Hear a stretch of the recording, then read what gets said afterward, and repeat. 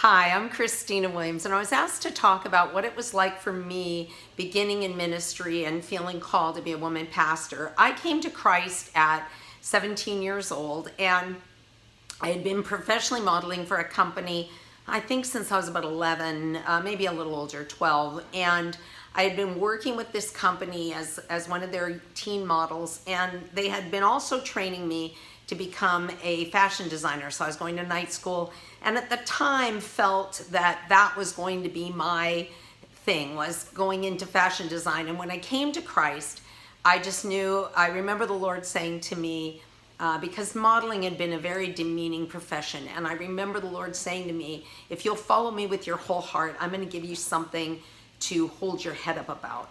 And so I felt, I remember telling my mom, praying that I was going to stop, modeling, and I was going to go to Bible college. And the first thing my mother was like, what are they going to pay you? I thought, I don't know. And so I went to Bible college, and the college where I was 75 men and about 3 women. And what was interesting is they were always saying, the only thing a woman can do is teach Sunday school and play the piano. And yet I knew I was there for a purpose. I wouldn't have said in the beginning that I was called to be a preacher, but I knew there was something more for me.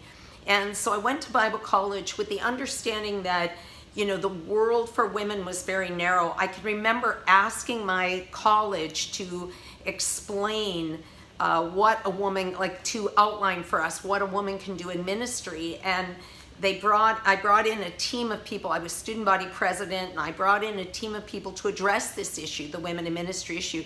And one of the pastors that came in said, yeah, I'd teach a woman how to do ministry like you'd teach a dog to walk on its hind legs. She could do it, but not real well. And so that was those were the voices. However, I sang in the Catherine Coleman choir for 2 years when I first became a believer, and to watch Miss Coleman in ministry was powerful. And of course, her answer when anyone said, why is a woman doing this? She would say, well, there's some disobedient man out there who's not listening to God, and so he's had to use me, which was a convenient way of getting out of the theological issue.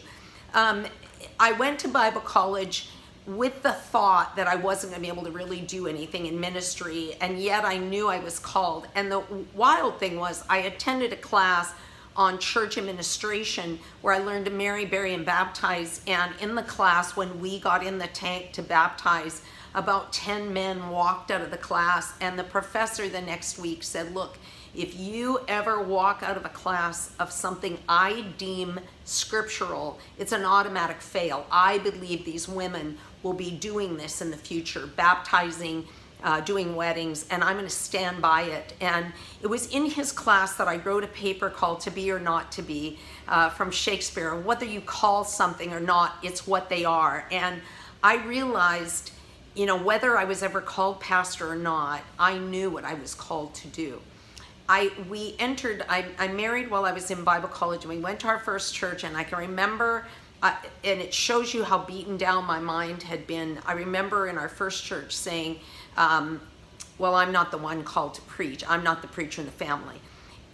After I said that, God, over the next course of years, began to not only push me to the forefront, but give me words, give me prophetic words that I eventually had to say to my husband, I have this word. And my husband would always say, Christina, that's more than just a Sunday morning prophetic word. That is a whole direction, and I'm going to ask you to speak it from the front. No tears, just speak it boldly, because that's what God's giving you.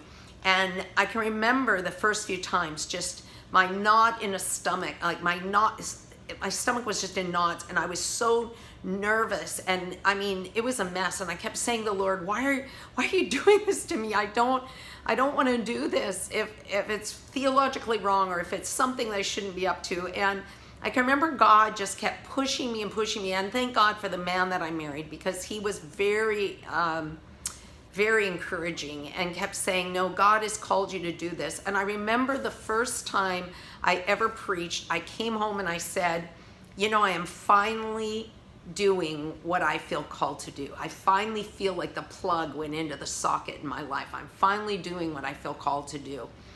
I will tell you that when I got ordained, a man in my congregation came to me and he said, I just can't believe we have a woman pastor here, and this isn't theologically right. I'm having a hard time with it. And I hadn't changed anything I'd been doing at the church. I had been ministering to people at the church, but now I went and got ordained, and that was really troublesome to him. And I looked at him and I said, would you ever tell anybody to be disobedient to God? And he said, no. And I said, well, let me just say this. I like making people happy. So if it was up to me, I would obey your theology. But the reality is someday I will come face to face with the one who will determine my eternal destination. And I need to hear that one say, well done, my good and faithful servant. Enter into the rest. And I want to make you happy, but I can't stand there on that day looking at Jesus and saying, I had to obey his theology and not you, Lord. I have to obey the Lord. This isn't my heart to try to be a thorn in your theology. My heart is just to obey Jesus. And what he does with me is what he does with me. I can't help it. And that's been my heart, is that ultimately I just want to obey Jesus. And you know what I found is that if I came across people, men or women, that had a bent that said I couldn't do what I feel is scripturally and a calling on my life, I've just had to humbly walk before them. And I feel like if you walk humbly before people and just serve them, God has a way of opening doors for women in the best places. So may God bless you richly as you continue to serve him, and just be obedient to him and let him open the doors, because not always are people comfortable with women preachers. And I just have always determined I was going to make a difference. I was going to make, do what I could do to be obedient to God and to open a door for other women. That I didn't want to be the woman that everybody went, oh my gosh, we had her and she was terrible. I want to be the woman that opens doors for other women. So God bless you as you continue to seek and serve him.